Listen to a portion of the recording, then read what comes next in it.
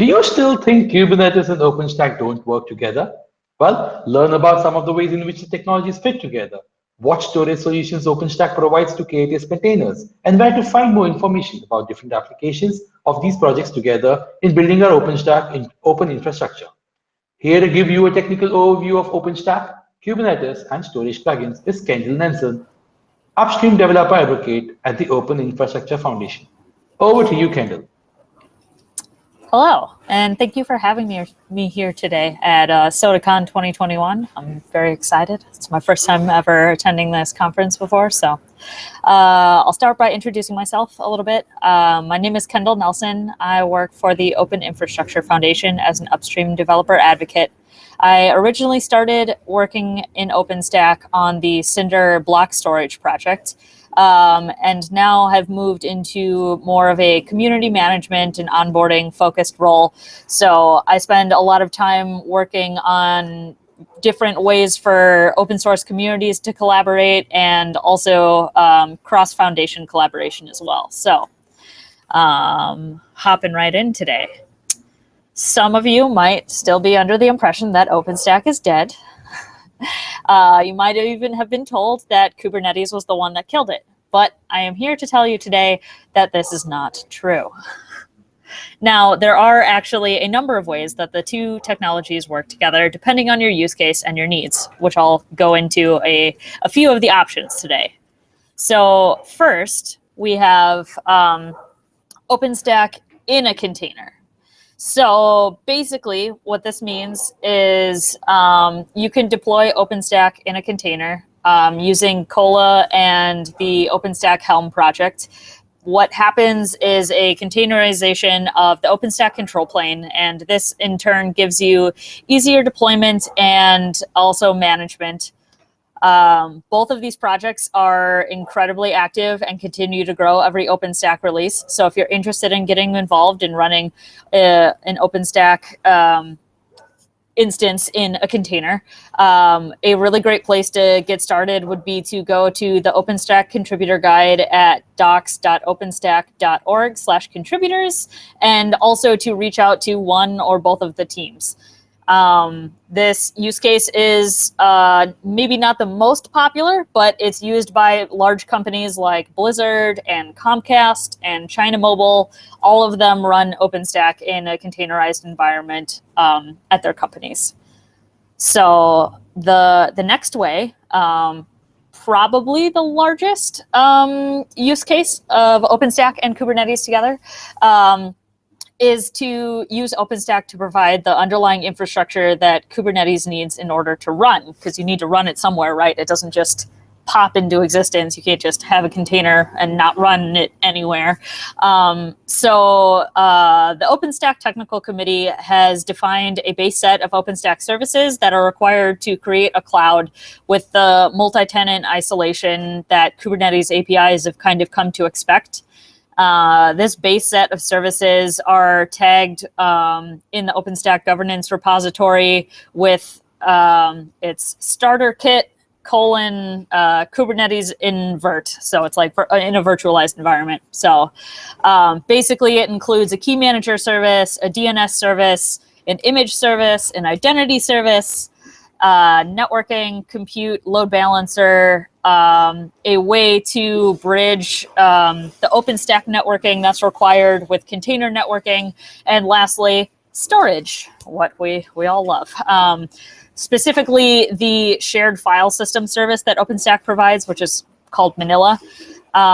So this really small set of services is everything that you need to be able to run Kubernetes on top of OpenStack and use OpenStack as your infrastructure provider. And there are a variety of organizations that use this as well. So we have CERN running OpenStack to provide the infrastructure for Kubernetes, SK Telecom, and Adobe IT. There are a variety of other companies and organizations as well, but those ones are some of the bigger ones right now that use the two technologies this way. So lastly, and maybe the one you're most interested in, basically Kubernetes has a provider, a concept of this cloud provider. And there's a special interest group that manages this technology. And basically, there are a variety of services in OpenStack now that can be run standalone, meaning that you don't need the Nova project to provide the compute service to go with them. So there are two standalone services, Cinder, which is OpenStack's block storage project, and Manila, which is OpenStack's file storage project, which I mentioned before. And both of those have cloud storage integration plugins in this cloud provider project. Specifically, the repository is provider OpenStack.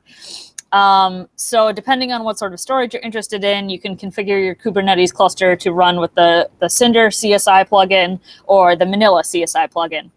If you're interested in getting involved in SIG Cloud Provider, they meet every other Wednesday. And there's also a dedicated provider OpenStack channel as well that you can join in the Kubernetes Slack workspace and ask questions there. So well, obviously, these are only three of the many ways of being able to use these technologies together, but hopefully I have illustrated now for you that OpenStack is not dead. Kubernetes did not kill it. Both technologies are amazing and compatible in many different ways. I used to try to use the analogy they go together like peanut butter and jelly, and then I learned that there are many parts of the world that don't actually eat peanut butter and jelly sandwiches. That's like a pretty American thing. So however you like eating food together, two things that go together really well. OpenStack and Kubernetes definitely do, and they both have equally amazing communities that can help provide support and insight, and would love your involvement if you're interested in using these technologies together. They can definitely benefit your organizations. Open source in general is wonderful for organizations and contributors, hopefully, like yourselves. So next time you hear somebody say that OpenStack is dead, hopefully you can now tell them otherwise, because it's not. Upcoming in October, we have yet another release, and hopefully see you in the next release after that. If you have any questions, please feel free to reach out. You can contact me on Twitter. I could also, I think my email address is various places. Otherwise, LinkedIn is a great place to reach out to me as well. So hopefully you all enjoyed this talk and have a good rest of your guys' days. Thank you so much, Kendall. That was a very quick introduction to how Kubernetes did not kill OpenStack. And I'm pretty sure everybody now gets peanut butter and jelly references. Yes. It has been spread across the world, like how peanut butter is spread across the bread. Okay, that's a really bad joke. Yeah. But I think everybody gets the gist of it. I think there is a question. Let's just take a look. How do we join the Slack groups for Cube and OpenStack? There's a question from CoffeeZilla fan. Okay. So Kubernetes has their own Slack workspace. The OpenStack community doesn't actually use Slack. We still use IRC. We're old school like that. Yeah, gotta love IRC. So if you go to the main Kubernetes site, they have a way to join that workspace. As for OpenStack, the contributor guide that I mentioned earlier in the talk at docs.openstack.org/contributors, there's information about how to join IRC there. Basically, you can either use a client that's in a web browser, or if you want to get a desktop client, there are options for that too, depending on what